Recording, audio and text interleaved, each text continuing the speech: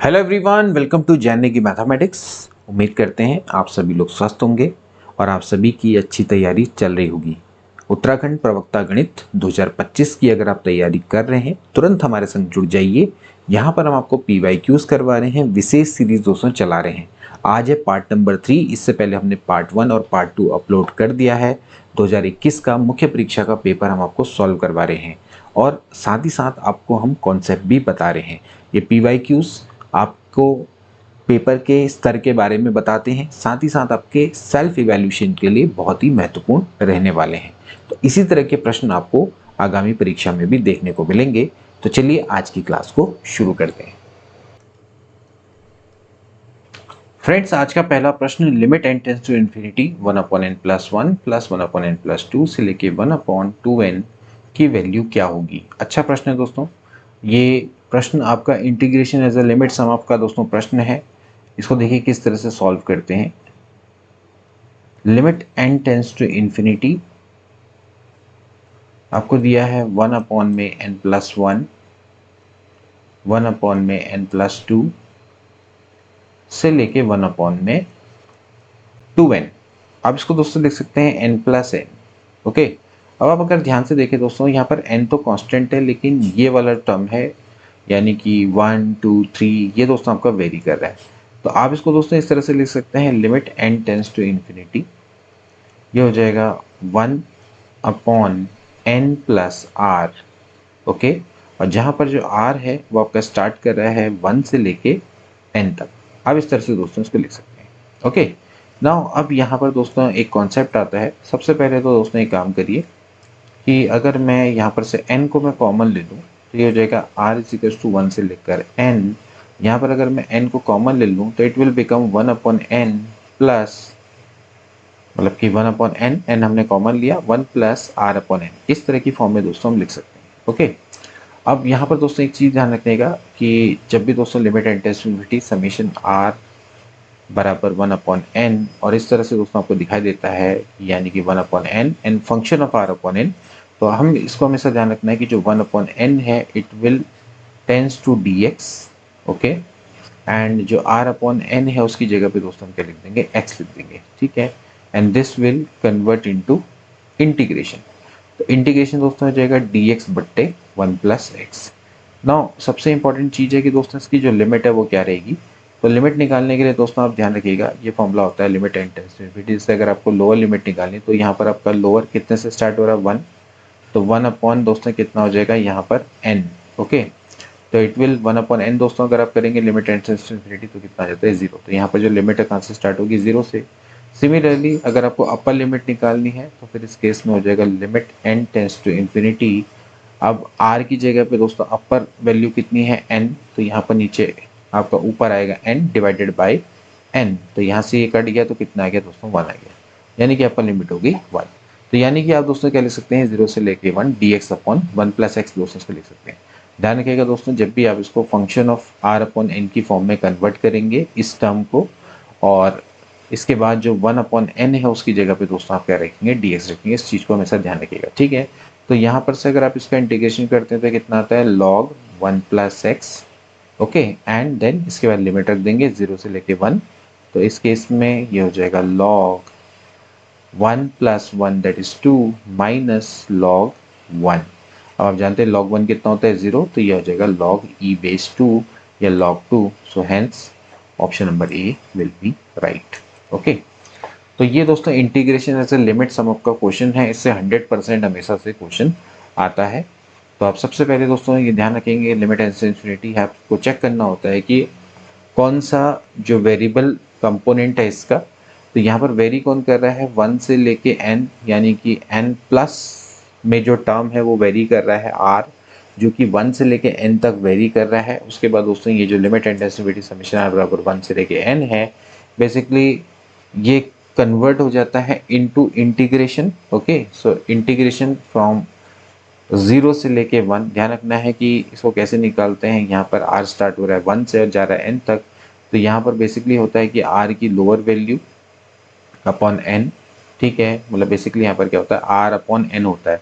r की value पहले यहाँ पर रखेंगे इसके लिए 1, तो फिर इसकी जो वैल्यू है वो 0 हो जाएगी, और यहाँ पर हम r की वैल्यू क्या रख देंगे, n रख देंगे, तो n अपॉन n यानी कि 1 हो जाएगी।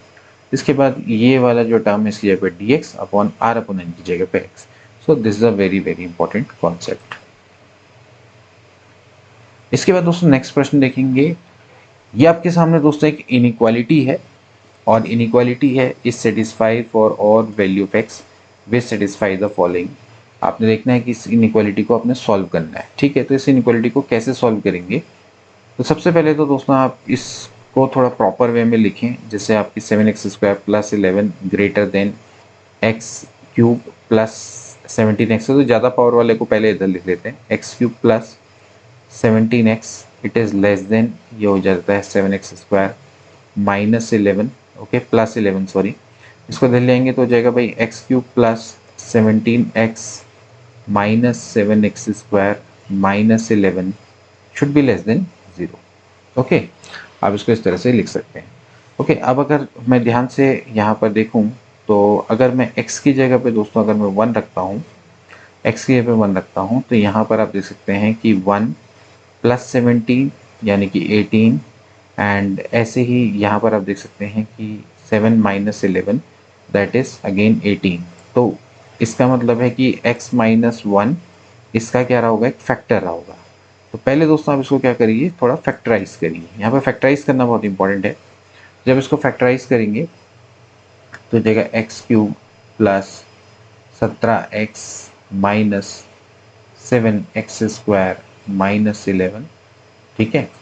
तो यहाँ से आप इसको मल्टीप्लाई करिए, हो जाएगा भाई x² माइनस में यहाँ पर आप लिख सकते हैं x², इसी के नीचे लिख लेंगे। ये काम करो, इसको पहले प्रॉपर ऐसे लिख लो, x minus 7x² plus 17x, okay.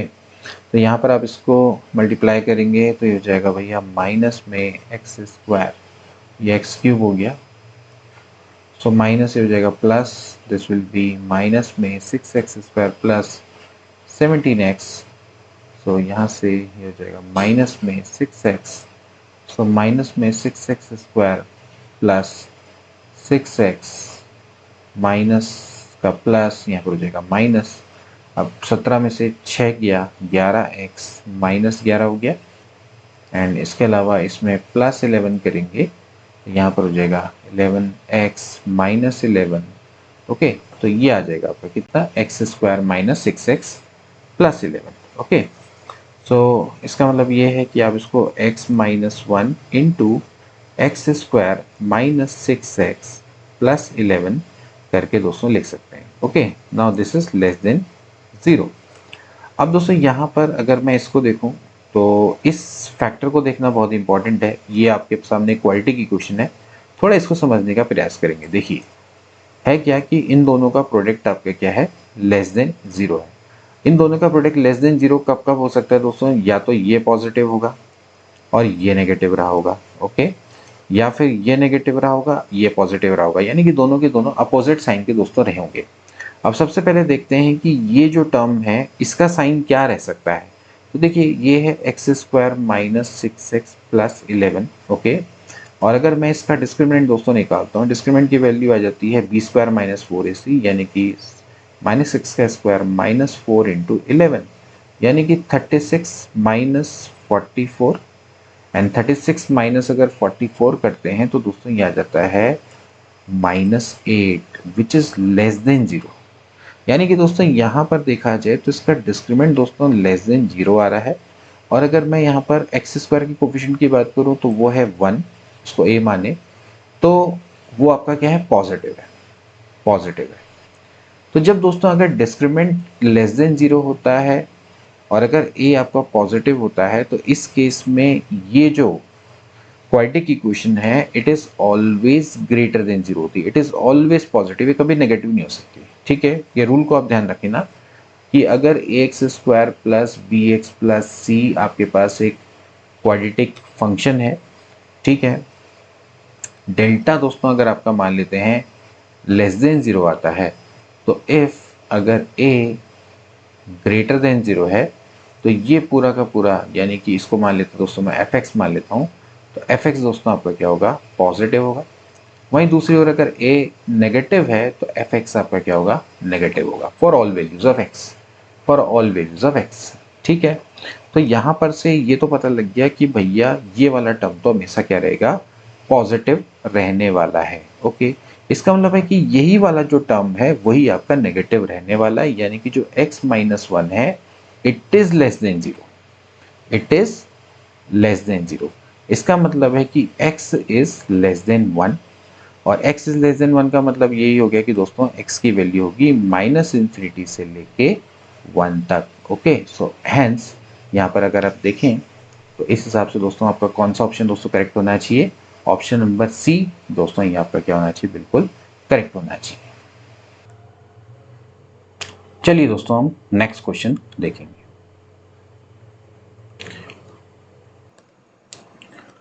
Question है दोस्तों, consider the following statement, 1 and 2 आपको गिवन है। सबसे पहला है Gauss Seidel method converges faster than Jacobi method. Second statement is mu into delta is equivalent to 1/2 delta minus del. अब ये numerical analysis का दोस्तों प्रश्न है। तो सबसे पहले दोस्तों अगर स्टेटमेंट की बात करें कि भाई Gauss Seidel method converges faster than Jacobi method, it is true.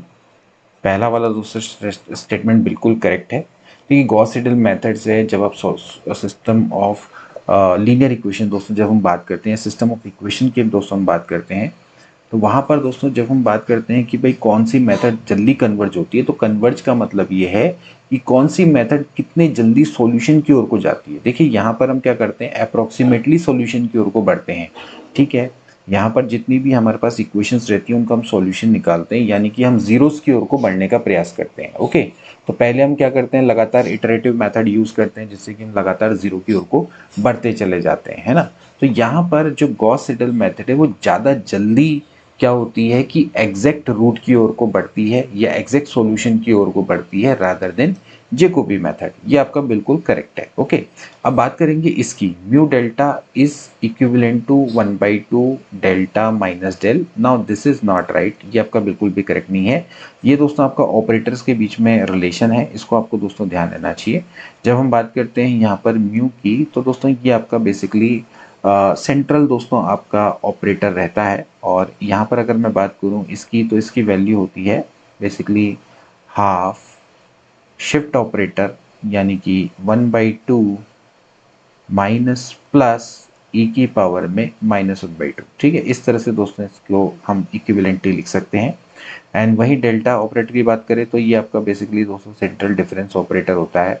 तो इसकी जो वैल्यू होती है वो होती है ई की पावर 1/2 माइनस ई की पावर -1/2। ठीक है, मतलब सिंपल सी बात है कि अगर आप किसी फंक्शन पे अगर आप शिफ्ट ऑपरेटर लगाएंगे, जैसे मान लेते हैं कि ये शिफ्ट ऑपरेटर था ई, तो ई किसी फंक्शन के ऊपर ऑपरेट करेंगे तो हो जाएगा F x plus H. Okay, now similarly अगर आप मान लेते हैं ई 1/2 एफ एक्स करेंगे तो ये हो जाएगा एफ एक्स प्लस 1/2 एच, इस तरह से लिखते हैं। ठीक है, तो अगर आप किसी फंक्शन के ऊपर म्यू ऑपरेटर लगाएंगे तो इसका अर्थ है 1/2 ई की पावर 1/2 प्लस ई की पावर -1/2 इंटू एफ एक्स।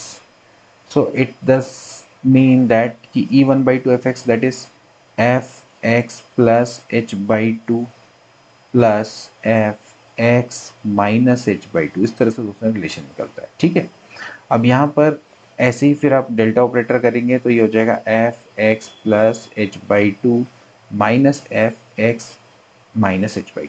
ठीक है, अब ये तो हो गया। अब जब आप म्यू इंटू दोस्तों डेल्टा करेंगे तो म्यू इंटू डेल्टा करने पे दोस्तों क्या आएगा, देखिए जब आप इन दोनों का प्रोडक्ट करेंगे तो हाफ आ जाएगा आगे से, and we know that a plus b minus b, तो क्या हो जाएगा ए का स्क्वायर माइनस बी का स्क्वायर, यानी कि हो जाएगा ई माइनस ई की पावर -1। ओके, अब देखिए दोस्तों यहाँ पर एक रिलेशन होता है डेल्टा और ई में, तो डेल्टा बराबर तो होता है ई -1। ओके, यानी कि ई बराबर तो हो जाता है आपका 1 प्लस डेल्टा। वहीं डेल और ई में क्या रिलेशन है, डेल बराबर होता है 1 माइनस ई इनवर्स। ओके, सो इसका मतलब है कि जो माइनस ई इनवर्स है वो बेसिकली आपका होता है डेल -1 के बराबर। ठीक है, तो अब आप दोस्तों यहाँ पर इसकी वैल्यू को रख दीजिए। ये जो दो वैल्यूज मैंने निकाली है, इन वैल्यूज को अगर मैं यहाँ पर पुट अप कर दूँ तो हो जाएगा 1/2 यू कैन सी दैट ई की वैल्यू है 1 प्लस डेल्टा और माइनस इनवर्स की वैल्यू है प्लस डेल माइनस 1। ये और ये कट गया तो यहाँ पर से इसकी जो वैल्यू है दोस्तों वो कितनी निकल के आ जाएगी, वो निकल के आ जाएगी 1/2 डेल्टा प्लस डेल। ये इसकी दोस्तों वैल्यू रहती है।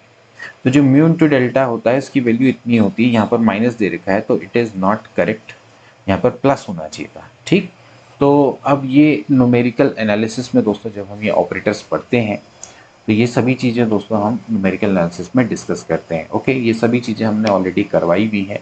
आप हमारी एप्लीकेशंस को डाउनलोड कर सकते हैं। Crescent education classes link description box में दोस्तों दिया गया है। मॉक टेस्ट हमने अभी स्पेशली लॉन्च किए हैं, आप उनकी ओर भी जा सकते हैं। तो only one statement will be correct. Which of the following method is used या इज बेस्ड ऑन बोल्जानोस थ्योरम। आपको बताना है कि इनमें से कौन सी न्यूमेरिकल मेथड है। देखिए सभी न्यूमेरिकल मेथड है जो कि दोस्तों सॉल्यूशन निकालने के लिए, जितनी भी आपकी न्यूमेरिकल इक्वेशंस होती हैं उनके सॉल्यूशन के लिए ये मेथड्स दोस्तों बनाई गई हैं। ओके, ये अप्रोक्सीमेट सॉल्यूशंस देती हैं। तो बाइसेक्शन मेथड है, न्यूटन रैप्सन मेथड है, रेगुलर फाल्सी मेथड है या फिर नन ऑफ दीज। तो देखिए पहले तो बोल्जानो थ्योरम होता क्या है पहले आपको ये समझना है। देखिए बोल्जानो थ्योरम का सिंपल सा मतलब है कि अगर कोई एफ(x) एक फंक्शन है वो कंटिन्यूस है इन ए बी, यानी कि अगर वो किसी क्लोज इंटरवल पे दोस्तों कंटिन्यूस है और मान लेते हैं कि जो f a and f b है इसका प्रोडक्ट लेस देन जीरो आता है यानी कि नेगेटिव आता है, तो या तो एफ ए और एफ बी अपोजिट साइंस के, f a and f b are of opposite signs, are of opposite signs, यानी एफ ए हो सकता है पॉजिटिव हो, एफ बी नेगेटिव हो, या एफ बी पॉजिटिव हो, एफ ए नेगेटिव हो। दोनों का प्रोडक्ट आपका क्या है, मान लेते हैं लेस देन जीरो है। तो इसका मतलब ये है कि ए और बी के बीच में कोई ना कोई एक ऐसा पॉइंट सी जरूर एग्जिस्ट करेगा जिसके लिए एफ सी दोस्तों क्या होगा, जीरो होगा। ओके, जिसके लिए एफ सी क्या होगा, जीरो होगा। ओके, जनरली इसको हम इंटरमीडिएट थ्योरम भी बोलते हैं। और इस पर जो बेस्ड यानी कि इसी मेथड पर जो बेस्ड आपकी मेथड है उसको हम बोलते हैं बाइसेक्शन मेथड।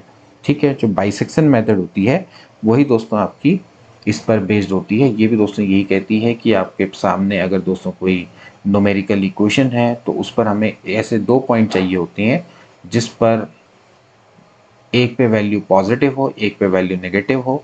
तो इसका मतलब है कि जो रूट होगा वो उन दोनों के बीच में लाई करेगा जिस पर आपका जो फंक्शन है वो जीरो हो जाए। यानी कि फंक्शन के लिए हमें दोस्तों दो पॉइंट ऐसे ढूंढने पड़ेंगे जिस पे एफ ए और एफ बी का जो प्रोडक्ट है वो क्या होगा, लेस देन जीरो होगा। और इसका मतलब है कि जो ए और बी के बीच में दोस्तों क्या कर रहा होगा, रूट लाई कर रहा होगा। तो ऐसे से करके हम दोस्तों क्या करते हैं, लगातार इटरेशन मेथड की मदद से हम बाइसेक्शन मेथड की मदद से जो सॉल्यूशन है उसको निकाल पाते हैं। ओके, तो A option will be right. इस चीज़ को दोस्तों मैं आपको थोड़ा सा समझा भी दूँ, देखिए ग्राफ की मदद से आप इसको समझ लीजिए। जैसे मान लेते हैं ये ए है और मान लेते हैं ये पॉइंट बी है। ओके, अब मान लेते हैं कि एफ ए कुछ देर के लिए पॉजिटिव मान लेता हूँ, एफ बी को नेगेटिव मान लेता हूँ। एफ ए को मैंने पॉजिटिव माना, एफ बी को नेगेटिव माना, यानी कि यहाँ पर जो वैल्यू है एफ ए वो पॉजिटिव है और एफ बी पर जो वैल्यू है यानी कि यहाँ पर जो वैल्यू है नेगेटिव है।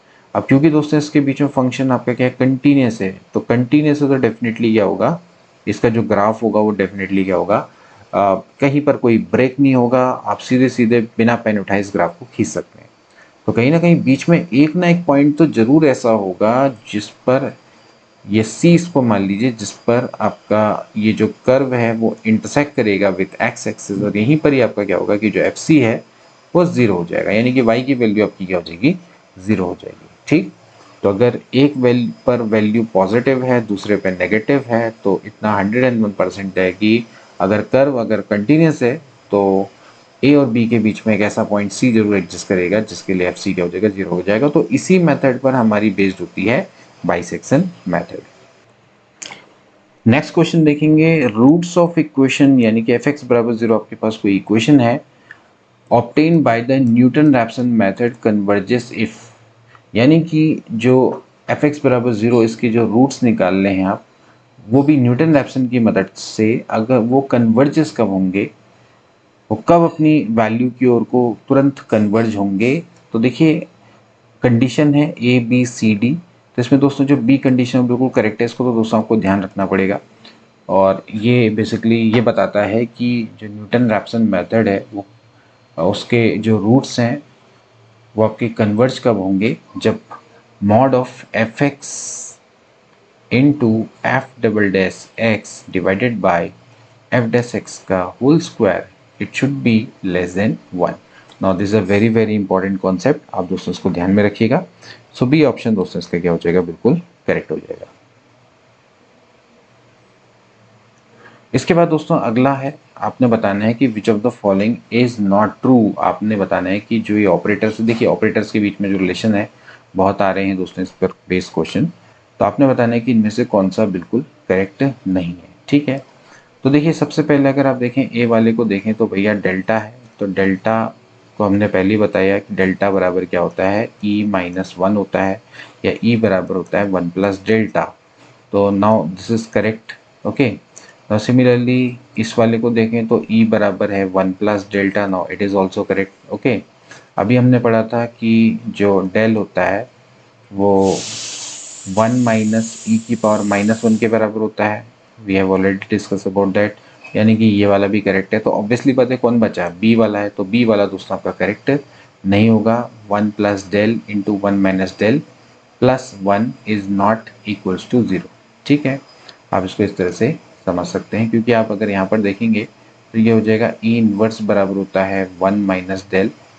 ठीक है, और वन प्लस डेल बेसिकली क्या होता है, वो होता है ई, तो यानी कि हो गया भाई ई इंटू ई इनवर्स प्लस वन की बात कर रहे हैं, तो ई इंटू ई इनवर्स तो आपका वन होगा ना, प्लस वन, तो वन प्लस वन जीरो कैसे हो जाएगा, माइनस नहीं, माइनस वन तो आ नहीं रहा है, तो it can not be equals to zero. Next question है दोस्तों, the order of convergence of Newton Raphson method is. Now again it's a very very important question, and दोस्तों ये सब जो चीज़ें हैं आपको थोड़ा सा याद करनी पड़ेंगी न्यूटन रैप्सन मेथड ये सब में। तो इनका जो ऑर्डर ऑफ कन्वर्जेंस होता है दोस्तों कितना होता है, टू होता है। ठीक है, अब ऑर्डर ऑफ कन्वर्जेंस का क्या अर्थ है, देखिए जैसे मैंने पहले बताया कि कन्वर्जेंस का मतलब ये है कि कौन जो मेथड है, जिस मेथड की मदद से हम क्या कर सकते हैं, जितने जल्दी से जल्दी रूट की ओर को पहुंच सकते हैं, तो वो उसको जनरली हम क्या बोलते हैं, कन्वर्जेंस बोलते हैं। अब देखिए जब न्यूटन रैप्सन मेथड है, मान लेते हैं कि किसी एफ एक्स का जो रियल रूट है वो एक्स बराबर ए है, यानी कि एफ ए में क्या हो जाता है, जीरो हो जाता है। तो हम क्या करते हैं, न्यूटन रैप्सन मेथड की मदद से पहले दोस्तों इसके क्या करते हैं, अप्रोक्सीमेट रूट निकालते हैं। जैसे पहला निकाल लेंगे, फिर दूसरा निकाल लेंगे, फिर तीसरा निकाल लेंगे, तो हमें क्या मिलेगा, एक सीक्वेंस मिलेगा जो कि धीरे धीरे कहाँ की ओर को जाएगा, ए की ओर को जाएगा, यानी कि अल्टीमेटली क्या हो जाएगी, इसकी वैल्यू ए के बराबर हो जाएगी। ठीक है, तो अब ये जो ऑर्डर ऑफ कन्वर्जेंस है दोस्तों, ये बेसिकली यही दिखाता है कि कितने जल्दी ये ए की ओर को अग्रसर होंगे, यानी कि यहाँ पर क्या रहा होगा, एरर रहा होगा, तो एरर क्या होगा, लगातार कम होता चला जाएगा। ठीक है, और किसके ऑर्डर में कम होगा, पावर टू में, यानी कि क्वाड्रेटिक तरीके से कम होता चला जाएगा। अब इसको एक एग्जांपल से समझिए कि अगर पहले वाले रूट में 10 की पावर माइनस टू का एरर है, तो अगले वाले में कितना हो जाएगा, 10 की पावर माइनस टू का स्क्वायर, यानी कि 10 की पावर माइनस फोर का एरर, यानी कि एरर कम हो जाएगा। फिर ऐसी क्या हो जाएगा, अगले वाले में 10 की पावर माइनस फोर का स्क्वायर, यानी कि 10 की पावर माइनस एट का एरर रह जाएगा, यानी कि धीरे धीरे क्या होगा कि जो एरर है वो बहुत कम होगा, और फाइनली क्या होगा कि जो ये जो वैल्यूज हैं ये ए की ओर को कन्वर्ज कर जाएंगी। ओके, तो इसी को हम दोस्तों क्या बोलते हैं, ऑर्डर ऑफ कन्वर्जेंस बोला जाता है। तो जो न्यूटन रैप्सन मेथड है उसमें क्वाड्रेटिक कन्वर्जेंस यहाँ पर देखने को मिलता है। अब इसकी बात करें तो ये दोस्तों सेकंड मेथड का ऑर्डर ऑफ कन्वर्जेंस है। तो इस तरह से दोस्तों हम क्या कर सकते हैं, ऑर्डर ऑफ कन्वर्जेंस को यहाँ पर समझ सकते हैं कि जो एरर होता है वो एक्चुअली डिक्रीज करता है क्वाड्रेटिकली, यानी कि आपका क्वाड्रेटिक फॉर्म में जो एरर होता है वो लगातार डिक्रीज होता चला जाता है। अगर पहले जो एरर था वो 10 की पावर माइनस टू का था, तो अगले उसमें कितना हो जाएगा, 10 की पावर माइनस टू का स्क्वायर हो जाएगा। ठीक है, मतलब धीरे धीरे क्या हो जाएगा कि जो एरर है वो लगातार घटता चला जाएगा। ओके, नेक्स्ट क्वेश्चन देखेंगे दोस्तों, Simpson one third rule the curve y बराबर f x is assumed to be. बहुत अच्छा दोस्तों प्रश्न है। सिम्पसन वन थर्ड रूल, देखिए जो सिम्पसन वन थर्ड रूल है, 3/8 रूल है, वेडल्स रूल है, ओके, ट्रॉपिजॉइडल रूल है, ये सारी की सारी दोस्तों आपकी क्या होती हैं, न्यूमेरिकल मेथड्स होती हैं। बेसिकली ये न्यूमेरिकल इंटीग्रेशन होती हैं। ओके, तो इन मेथड की मदद से दोस्तों हम क्या करते हैं, न्यूमेरिकल जो हमें दिए हुए रहते हैं डेटा, उसका हम इंटीग्रेट करने का कोशिश करते हैं। जनरली हमें क्या होता है कि भाई जब हम इंटीग्रेशन पढ़ते हैं तो वहाँ पर हमें एफ एक्स दिया होता है, ठीक है। यहाँ पर हमें एफ एक्स ना देके दोस्तों एफ एक्स का जो डेटा है वो दिया रहेगा, और फिर दोस्तों हमें क्या करना पड़ेगा, उसका इंटीग्रेशन करना पड़ेगा। तो इसी को हम दोस्तों क्या बोलते हैं, न्यूमेरिकल इंटीग्रेशन। यानी कि यहाँ पर आपको वैल्यूज दी होंगी, ठीक है, और फिर आपको क्या करना पड़ेगा, उसके आधार पर इंटीग्रेशन की वैल्यू को निकालना होगी। तो उसमें से दोस्तों आपकी कौन सी मेथड है, 1/3। तो यहाँ पर जो एफ एक्स है दोस्तों हम क्या मानते हैं, उसको एक क्वाड्रेटिक की फॉर्म में मानते हैं। तो बेसिकली क्या माना जाता है, पैराबोला, क्योंकि पैराबोला की जो इक्वेशन होती है वो क्या होती है, X square plus P X plus C की फॉर्म में होती है, वाई बराबर। तो ये पैराबोला होता है। तो यानी कि इसको पैराबोला दोस्तों यहाँ पर एज्यूम किया जाता है। अगर मैं सिम्पसन्स 1/3 के फॉर्मूला की बात करूँ तो ए से लेकर b f x d x है, तो ये होता है h/3f। देखिए इसमें जो भी आपके ए से लेकर बी है, तो आप क्या करेंगे, इसको हम तोड़ेंगे जितने भी टर्म्स में। तो जितने भी आपके बाउंड्री टर्म है, x0 प्लस xn प्लस, ठीक है, यानी कि जितने भी आपके एंड पॉइंट्स है, इसके अलावा 4 इंटू दोस्तों आपके क्या हो जाएंगे, x1 x2 से लेके चलता चला जाएगा, x1 x3 से लेकर x5, ठीक है, ये सब आपके जितने भी आपके और टर्म्स है, plus twice into fx2 plus fx4, ऐसे करके चलता चला जाएगा, ठीक है। तो इस तरह से हम इसको दिखाते हैं। बेसिकली यहाँ पर क्या ठहरा, F X N minus one हुआ, और यहाँ पर हुआ एफ एक्स एन टू, मतलब एक्स टू एन हुआ, ठीक है, या एन माइनस टू लिख लो, N minus two, this will be better. तो इस तरह से दोस्तों हम इसको समझ सकते हैं। तो ये हमारा तरीका दोस्तों यहाँ पर रहता है। इसको हम दोस्तों y0 प्लस वाई एन से भी दिखा सकते हैं। दिस इज y1 y2, ठीक है, एंड दिस इज y, मतलब y1 y3 y5, एंड इस तरह से ये हो गया आपका y2 y4। ओके, इस तरह से चलता चलेगा yn-2 तक। तो ये इसका दोस्तों क्या रहता है, फॉर्मूला रहता है, सिम्पसन्स 1/3 का फॉर्मूला, ठीक है। तो यहाँ पर ज़्यादातर ये पूछा जाता है कि सिम्पसन्स जो 1/3 है उसमें कर्व को क्या एज्यूम किया जाता है। तो इसमें पैराबोला इसको एज्यूम किया जाता है। Hence option number B will be, option number C will be right. Next question देखेंगे दोस्तों, the standard division of the set of numbers. आपके पास दोस्तों यहाँ पर अनग्रुप डेटा है और आपने क्या करना है, इसका स्टैंडर्ड डिवीजन निकालना है। स्टैंडर्ड डिवीजन का दोस्तों फॉर्मूला क्या होता है दोस्तों, बेसिकली अगर आप वेरिएंस ऑफ एक्स निकालते हैं तो इसका स्क्वायर रूट ही क्या होता है, स्टैंडर्ड डिवीजन होता है। तो इसका फॉर्मूला होता है 1/n समीशन आई एक्स आई माइनस एक्स बार का होल स्क्वायर, और उसका क्या कर लेंगे, स्क्वायर रूट ले लेंगे, ठीक है।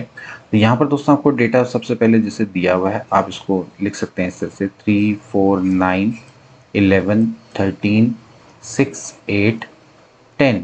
ओके, तो ये तो हो गया एक्स आई। अब सबसे पहले दोस्तों आपको क्या निकालना है, एक्स बार, यानी कि इन सबका मीन। तो मीन निकालने के लिए दोस्तों क्या करते हैं, सबका सम, यानी कि summation of x divided by total number of element. Total number of element देखें तो कितना है, 1 2 3 4 5 6 7 8, यानी कि डिवाइड में तो 8 आएगा, ऊपर सबका सम कर लेते हैं। तो यहीं से कर लेते हैं, देखिए 4 3 7, 9 और 7 16, 16 10 26 और 1 27, 27 3 30, 10 40, 40 6 46, 46 और 8 54, 54 10 आपका हो जाता है 64, ठीक है। आप इस तरह से निकाल सकते हैं, 8 8 हो गए 64। अब आपको दोस्तों क्या करना है, यहाँ पर से एक्स आई माइनस 8 करना है। देखिए एक्स आई माइनस एक्स बार करना है ना, तो एक्स आई माइनस एक्स बार का मतलब है कि 8 से डेफिनेशन निकालिए। तो यहाँ से अगर मैं 3 में से 8 करूँगा तो 5 आ जाएगा, 4 में से 8 करूँगा तो -4 आ जाएगा, 9 में से 8 करूँगा तो 1 आ जाएगा, इसके अलावा यहाँ पर 3 आ जाएगा, ठीक है। इसके बाद यहाँ पर 5 आ जाएगा, यहाँ पर -2 हो जाएगा, ठीक है, यहाँ पर 0 हो जाएगा, एंड यहाँ पर 2 हो जाएगा। देन आपको दोस्तों यहाँ पर क्या करना है, इसका स्क्वायर कर देना है। इसका स्क्वायर करेंगे तो 25 16 1 9 फिर 25 फिर 4 फिर 0 फिर यहाँ पर 4। आपको क्या करना है, सबका सम कर देना है, ठीक है। इसका सम करेंगे तो 25 और 25 तो 50 हो गया, फिर 16 9 25 यानी कि 75, 75 1 76, 76 4 80 और यहाँ पर आ गया 84, यानी कि इसका जो सम है वो आ जाता है 84, ठीक है। इसका सम यानी कि समेशन बेसिकली देखा जाए तो ये आ जाएगा। Now we have this formula, तो ये हो जाएगा अंडर रूट में 84 बट्टे टोटल कितना है 8, ठीक है। तो ये 8 एकम 8 यहाँ पे 0 बच जाएगा, 8 पंजे 40, यानी कि अंडर रूट में 10.5 इज अ राइट आंसर। ठीक, तो इस तरह से आप इसको निकाल सकते हैं। ठीक है, तो standard deviation of the set of number, इस तरह से आप इसको कैलकुलेट कर सकते हैं। तो ये आपका इसमें टेक्निक लगेगी। इसके बाद नेक्स्ट क्वेश्चन देखेंगे दोस्तों, the variance of first n natural number is. Now दोस्तों ये काफ़ी इंपॉर्टेंट है, इसको ध्यान रखिएगा कि पहले n नेचुरल नंबर का वेरिएंस कितना होता है। ये बहुत बार पूछा जाने वाला दोस्तों प्रश्न है। तो इसका राइट आंसर दोस्तों होता है ऑप्शन नंबर सी। इसको आप डायरेक्टली याद ही रखेंगे तो बहुत अच्छा रहेगा। हालांकि इसको कैसे निकालते, देखिए ध्यान रखेंगे कि जैसे पहले तो आप वेरिएंस का फॉर्मूला समझिए। ये होता है 1/n summation xi minus x बार का होल स्क्वायर। ठीक है, आप इसकी जगह पे दोस्तों दूसरा फॉर्मूला भी यूज़ कर सकते हैं। जैसे पिछला क्वेश्चन में इस तरह से भी सॉल्व कर सकता था कि दूसरा जो फॉर्मूला होता है वो होता है 1/n समीशन xi का स्क्वायर माइनस में x बार का स्क्वायर। ठीक है, इसमें समीशन xi माइनस x बार का होल स्क्वायर है, यहाँ पर summation xi square minus x बार का होल स्क्वायर। आप इस फॉर्मूला का भी यूज़ कर सकते हैं। तो मैं इस फॉर्मूला की मदद से देखिए बनाऊंगा। तो सबसे पहले मुझे क्या करना है, मेरे पास जो x है वो है 1 2 3 से लेके n तक है। ओके, तो सबसे पहले मैंने क्या करना है, सबका स्क्वायर कर देना है। तो समीशन ऑफ xi स्क्वायर है, तो समीशन ऑफ xi स्क्वायर क्या हो जाएगा, देखिए ये हो जाएगा 1/में n summation of xi square, मतलब ये हो गया xi का स्क्वायर हो गया 1 का स्क्वायर 2 का स्क्वायर 3 का स्क्वायर से लेके n का स्क्वायर। ठीक है, तो समीशन ऑफ xi स्क्वायर यानी कि समीशन ऑफ n स्क्वायर वो basically, and we know that कि summation of 1 square 2 square 3 square से लेकर n स्क्वायर की वैल्यू कितनी होती है n into n plus 1 into 2n plus 1 divided by 6 minus x बार का स्क्वायर। x बार का मतलब क्या है कि आपने सबका सम करना है, यानी कि summation of xi divided by n।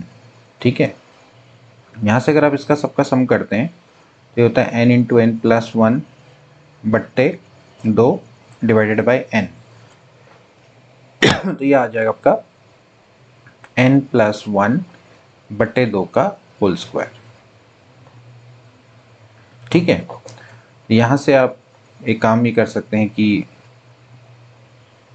n plus 1 आप पूरा कॉमन ले सकते हैं। ठीक है, तो यहाँ पर कितना हो जाएगा, यहाँ पर से आप n प्लस 1 कॉमन ले लीजिए, इसके अलावा 2 भी कॉमन ले लीजिए। ठीक है, तो बचेगा क्या दोस्तों, पहले तो n से n भी कट जाएगा, क्योंकि n सिर्फ ध्यान रखना है इसी के संग मल्टीप्लाई में है, इसके संग मल्टीप्लाई में नहीं होगा। तो यहाँ पर बच क्या जाता है दोस्तों, यहाँ पर बच जाता है 2n प्लस 1 अपॉन 3 माइनस में n प्लस 1 अपॉन 2।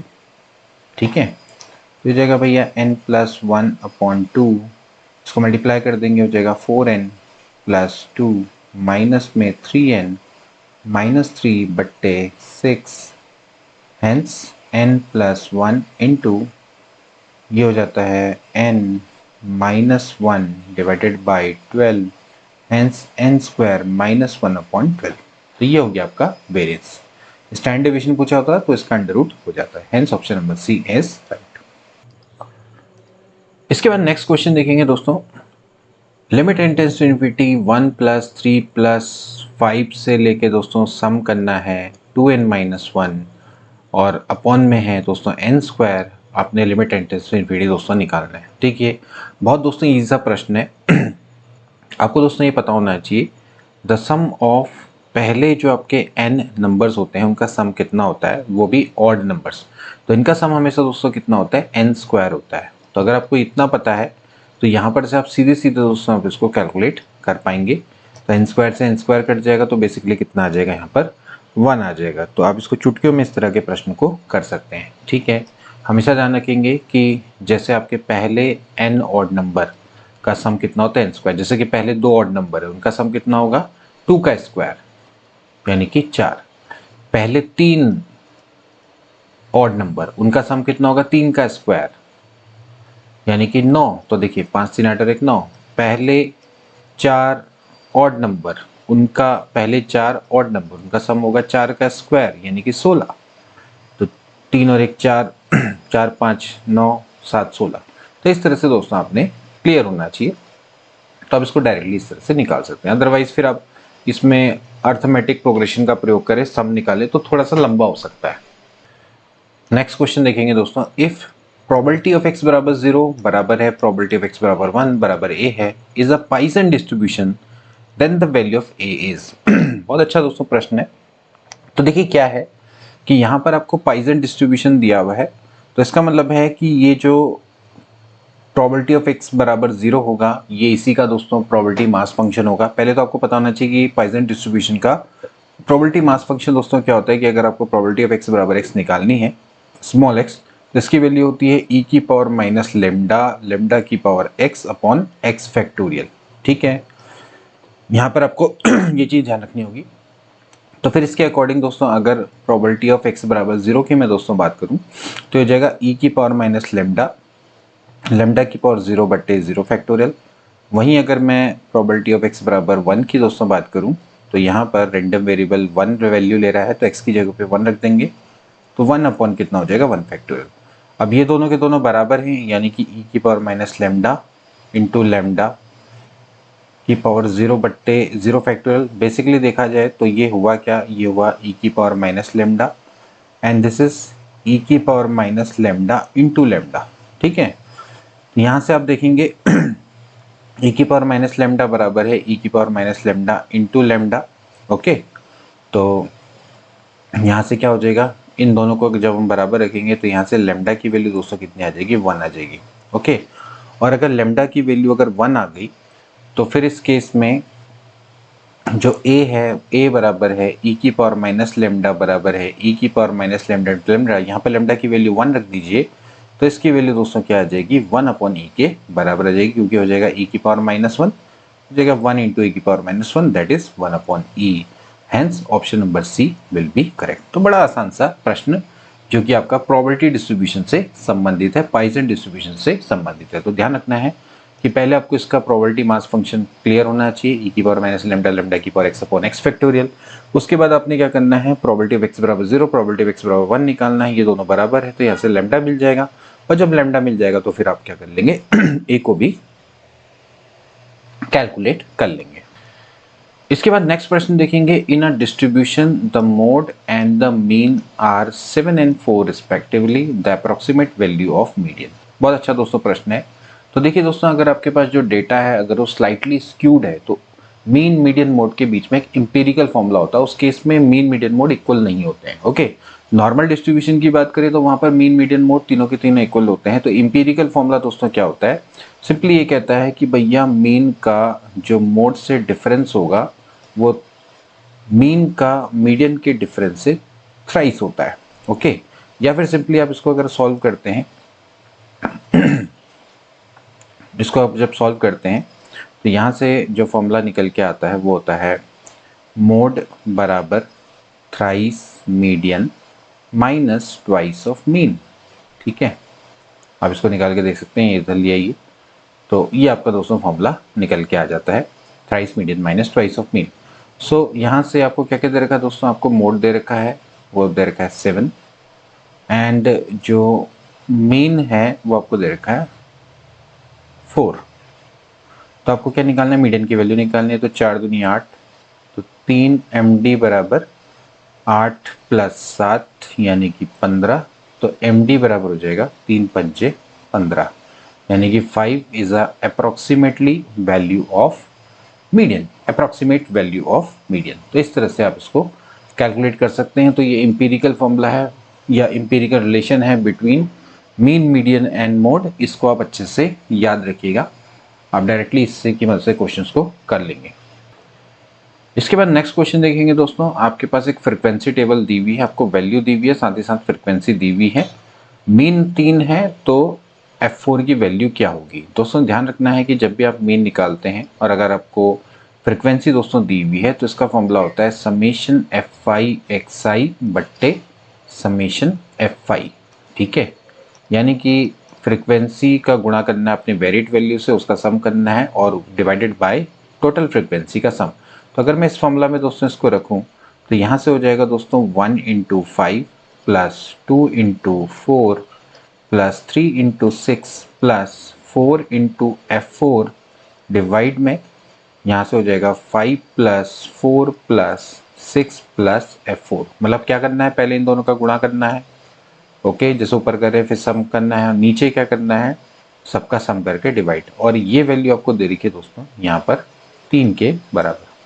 तो यहाँ पर से आप देखेंगे तो हो जाएगा 5 प्लस 8 प्लस 6 3 18 प्लस 4 F4 बराबर, यहाँ पर से आप देखें तो 6 और 4 10 5 15, यानी कि 3 इंटू 15 प्लस F4। तो आपको यहाँ से F4 निकालना और कुछ नहीं।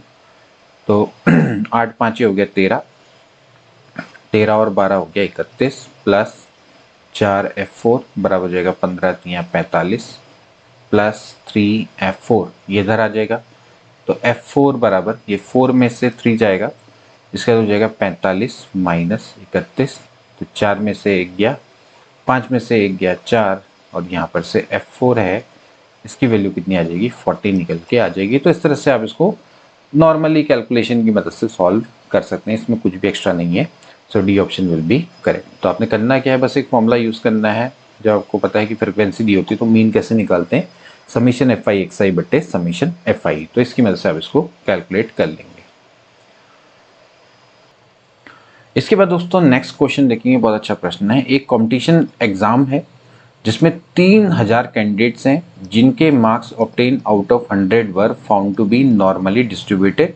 इन्होंने जो 100 में से मार्क्स लाए हैं वो पाया गया है कि वो नॉर्मली डिस्ट्रीब्यूशन को फॉलो करते हैं, यानी कि नॉर्मल डिस्ट्रीब्यूशन से फॉलो करते हैं, ठीक है, नॉर्मली डिस्ट्रीब्यूटेड है।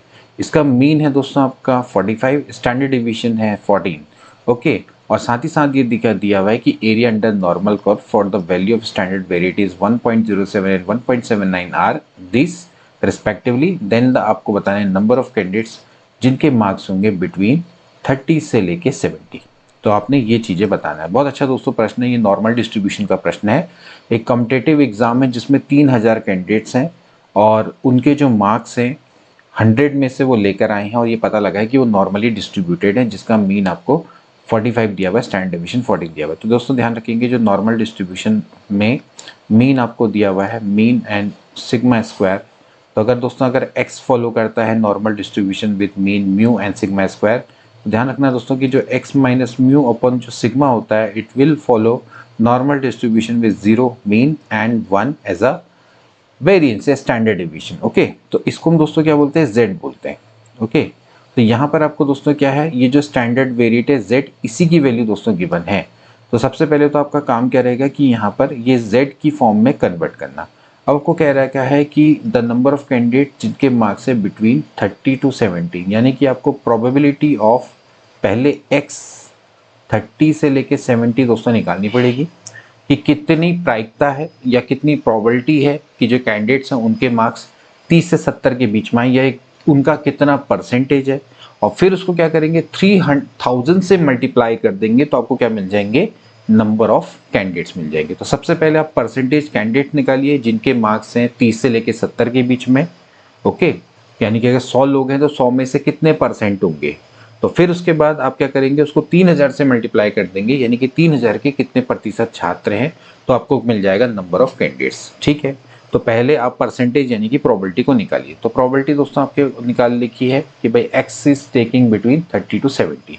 अब दोस्तों हमारा काम क्या रहेगा, इसको स्टैंडर्ड नॉर्मल वेरिएट में कन्वर्ट करना।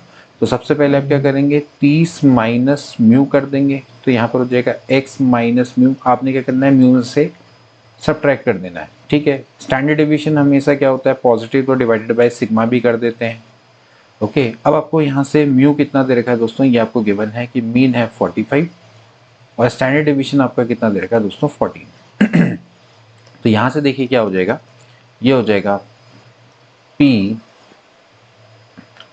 30 माइनस 45 बट्टे 14, ये हो जाएगा Z, इसको हम Z बोलते हैं, x माइनस में बट्टे सिग्मा, ये Z होता है दोस्तों। और ये हो जाएगा 70 माइनस 45 बट्टे 14, ठीक है। अब आप अगर दोस्तों इसको सॉल्व करें तो ये जाता है प्रोबेबिलिटी ऑफ, इसको अगर आप देखें तो 30 माइनस 45 है दोस्तों। तो 30 में से 45 अगर आपका माइनस होगा तो -15 बट्टे 14 हो जाएगा, और ये हो जाएगा 70 में से अगर आप 45 माइनस करते हैं तो ये हो जाता है 10 में से 5 गया 5 और 6 में से 4 गया 2, तो इतना हो जाता है। ठीक है, तो अगर आप इसको देखें तो 15/14 की मैं बात करूँगा तो ये हो जाएगा 14 एकम 14, फिर इसके बाद 0 बढ़ेगा तो 14 सत्ते में जाता है। ठीक है, 14 सत्ते 84 होता है ना, तो 1.07। और ऐसे दोस्तों अगर आप इसको डिवाइड करेंगे तो यहाँ पर से आपका कितना आ जाएगा, 14 में ये आ जाएगा 1.14 सत्ते 84 9 टाइप का। ठीक है, इतना तकरीबन। ठीक, यानी कि प्रोबेबिलिटी ऑफ आपने निकालनी है -1.07 से लेके 1.79 तक। अब देखिए इस क्वेश्चन को हम किसी में से करेंगे, कर्व की मदद से। देखिए कर्व बनाएंगे, ये नॉर्मल कर्व है। ठीक, यहाँ पर दोस्तों जो मिडिल पे हमेशा z क्या रहता है, 0 रहता है। ओके, अब ये कर्व आपका परफेक्टली सिमेट्रिकल रहता है, इसके इधर और इधर बराबर, यहाँ से लेकर यहाँ तक 0.5 एरिया रहता है और यहाँ से लेकर यहाँ तक आपका 0.5, यानी कि टोटल जो इसमें प्रोबेबिलिटी है उसका सम हमेशा कितना रहता है, 1। ठीक, तो अब सबसे पहले आपको दे रखा भाई 1.07 यानी कि z के इस साइड की ओर को, तो यहाँ पर होगी वैल्यू, मान लेते हैं यहाँ पर होगी z बराबर माइनस में 1.07। ठीक है, तो इसको इस तरह से ज्वाइन करेंगे। अब 1.79 यहाँ कहीं पर होगा, मान लेते हैं यहाँ पर है z बराबर 1.79। आपने क्या करना है दोस्तों, इन एरिया को कैलकुलेट करना है। ये बीच में दोस्तों जो ग्रीन एरिया है इसी को दोस्तों आपने क्या करना है, कैलकुलेट करना है। ठीक है, तो अगर देखा जाए तो इसका अर्थ क्या है, मैं इसको ऐसे भी कह सकता हूं कि मैं पहले इतने एरिया को कैलकुलेट करूं प्लस फिर इतने एरिया को कैलकुलेट कर लेता हूं, यानी कि बाय द सिमेट्री ये हुआ प्रोबेबिलिटी ऑफ z 0 से लेके 1.07। देखिए ध्यान रखना है कि प्रोबेबिलिटी है यहाँ से लेकर यहाँ तक एरिया वही होगा जो यहाँ से लेकर 1.07 तक का होगा, क्योंकि बिल्कुल सिमेट्रिकल होता है। तो जो ये लेफ्ट साइड का एरिया वो राइट साइड का एरिया होगा। ठीक है, तो अब इसको ऐसे लिख सकते हैं, प्लस ये हो जाएगा प्रोबेबिलिटी इतना एरिया, कितना, ये जो एरिया है यानी कि 0 से लेके 1.79 ये। अब ये दोस्तों आपको क्वेश्चन में गिवन है कि इसमें स्टैंडर्ड वेरिएट की वैल्यू जब 1.07 है 1.79 है तो इतनी वैल्यू है। ठीक है, 0.3577 यानी कि 0.3577 और इसमें ऐड कर देना आपने 0.4633, ये एरिया गिवन है। तो यहीं से कर लेते हैं 7 3 10, फिर 7 3 10 और 1 11, 6 और 6 12, 1 4 3 7 और 1 8, यानी कि 0.8210। ओके, आपने इन दोनों का ऐड करना था, ये वही चीज़ है।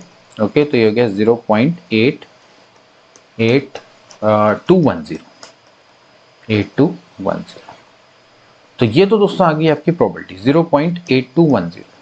या बेसिकली आप इसको कह सकते हैं कि इतने 82.1% जो लोग हैं उनके जो मार्क्स हैं वो 30 से लेके 70 के बीच में। अब कितने ऐसे लोग हैं, टोटल हैं 3000, तो 3000 का क्या कर देंगे, इतना परसेंट निकाल देंगे, यानी कि कितने नंबर ऑफ स्टूडेंट हो जाएंगे, यानी कि 3000 इंटू, आप इसको मल्टीप्लाई कर दो यहाँ से निकलो 82.1 बट्टे 100। ठीक है, मल्टीप्लाई कर देंगे तो एक और हो जाएगा भैया, 3 कम 3, 3 दूनी 6, 8 3 24, तो यानी कि 2463 आपके दोस्तों क्या रहने वाले हैं, स्टूडेंट रहने वाले हैं, जिनके मार्क्स किसके बीच में रहेंगे, ये आपके 30 से लेके 70 के बीच में रहने वाले। तो ये दोस्तों बहुत अच्छा प्रश्न है और इसके लिए आपको पूरा probability distribution, normal distribution clear होना चाहिए, तभी जाके दोस्तों आपको ये पूरा क्लियर समझ में आ पाएगा। तो फिलहाल तो दोस्तों आप इसको इतना समझ लीजिए, ये हमने दोस्तों अपने प्रॉपर तरीके से करवाया है अपनी सभी क्लासेस में। तो नॉर्मल डिस्ट्रीब्यूशन आपको इसमें पढ़ना पड़ेगा। प्रोबेबिलिटी डिस्ट्रीब्यूशन आपके कोर्स में देखा जाए तो जनरली बाइनोमियल डिस्ट्रीब्यूशन, इसके अलावा पॉइसन डिस्ट्रीब्यूशन, नॉर्मल डिस्ट्रीब्यूशन, तीनों से आपसे प्रश्न पूछे जा सकते हैं। इसके बाद नेक्स्ट क्वेश्चन देखेंगे दोस्तों, the mean and the variance of binomial distribution are 1 and 2/3 respectively, the probability of getting at least one success is. अब देखिए बहुत अच्छा प्रश्न है। सबसे पहले तो आपको ये पता होना चाहिए जो बाइनोमियल डिस्ट्रीब्यूशन है उसका मीन कितना होता है। तो बाइनोमियल डिस्ट्रीब्यूशन बेसिकली इसमें दो पैरामीटर होते हैं, एक तो number of variable and P is a probability of success. तो मीन की दोस्तों हम बात करें तो मीन कितना होता है दोस्तों, इसका NP होता है, जबकि वेरिएंस की हम बात करते हैं तो उसकी वैल्यू होती है NPQ। Q is the probability of failure. तो यहाँ पर P प्लस Q हमेशा क्या होता है, 1 होता है। ठीक है, तो ये बाइनोमियल डिस्ट्रीब्यूशन। तो आपको दे रखा है कि mean and variance, mean they रखा है NP बराबर है 1 और जबकि NPQ है वो आपका 2/3 के बराबर है। अब यहाँ से NP की वैल्यू 1 रख देंगे तो Q वैल्यू कितनी आ जाएगी, 2/3। तो हेंस P कितना हो जाएगा, दैट इज 1 माइनस Q, यानी कि 1 minus 2/3। So probability of success कितनी है, 1/3 है। अब अगर NP बराबर 1 है तो यहाँ से आप n निकाल सकते हैं, तो n कितना हो जाएगा, n इंटू 1/3 बराबर है 1, क्योंकि आप साफ साफ देख सकते हैं कि p की वैल्यू 1/3, तो n की वैल्यू कितनी है, 3 है, यानी कि नंबर ऑफ ट्रायल्स कितने, 3 है। अब आपसे कह रहा है गेटिंग एटलीस्ट 1 सक्सेस, यानी कि कम से कम एक सक्सेस मिले, यानी कि probability of x greater than equal to 1 निकालना है। सो इसका मतलब है कि कोई भी जो ट्रायल हुआ होगा वो 3 टाइम हुआ होगा और उसमें से कम एक सक्सेस आने की क्या प्रोबेबिलिटी है, तो एक सक्सेस आने की प्रोबेबिलिटी, यानी कि 1 2 3 सक्सेस आने की प्रोबेबिलिटी, आप इसको सिंपली लिख सकते हैं 1 माइनस नो सक्सेस, यानी कि प्रोबेबिलिटी ऑफ x बराबर 0। आप इस तरह से इसको कैलकुलेट कर सकते हैं। ठीक है, प्रोबेबिलिटी ऑफ, ध्यान रखना है कि तो सम ऑफ ऑल प्रोबेबिलिटी हमेशा क्या होता है, 0 होता है, 1 होता है सॉरी। तो आप ध्यान रखेंगे कि अगर आप प्रोबेबिलिटी ऑफ x बराबर 0 प्लस प्रोबेबिलिटी ऑफ x बराबर 1 प्लस प्रोबेबिलिटी ऑफ x बराबर 2 प्लस प्रोबेबिलिटी ऑफ x बराबर 3 करेंगे, क्योंकि 3 ट्रायल हैं तो मैक्सिमम यही हो सकता है, तो ये बराबर होता है 1। तो आपको दोस्तों यहाँ पर इस क्वेश्चन में ये निकालना है, प्रोबेबिलिटी ऑफ x बराबर 1 प्लस 2 प्लस 3। अब इसको निकालेंगे तो लंबा पड़ेगा, तो इससे बढ़िया क्या कर लेते हैं, 1 माइनस नो सक्सेस निकाल लेते हैं, तो ये हो जाएगा 1 माइनस।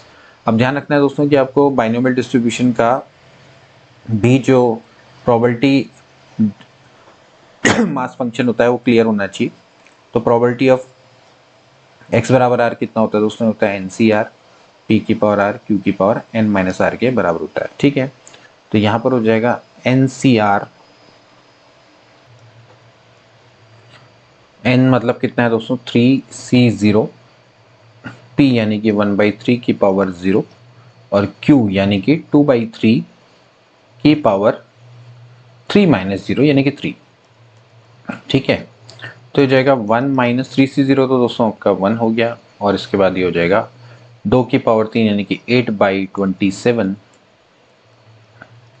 और यहाँ से हो जाएगा 27 माइनस 8 डिवाइडेड बाई 27, सो हो जाएगा 19/27। Hence option number A will be correct. So option number ए दोस्तों इसका क्या हो जाएगा, राइट हो जाएगा। तो इस तरह से आपने इन प्रश्नों को सॉल्व करना है। तो दोस्तों फिलहाल आज के लिए इतना ही करेंगे। आई होप कि दोस्तों आज के कॉन्सेप्ट आपको अच्छे लगे होंगे और आपको आगामी एग्जाम में जरूर मदद करेंगे। आगे दोस्तों हम इसकी सीरीज चलाते रहेंगे, आगे क्वेश्चन आपके लिए लेकर आते रहेंगे। मिलेंगे नेक्स्ट क्लास में, तब तक के लिए take care and good bye.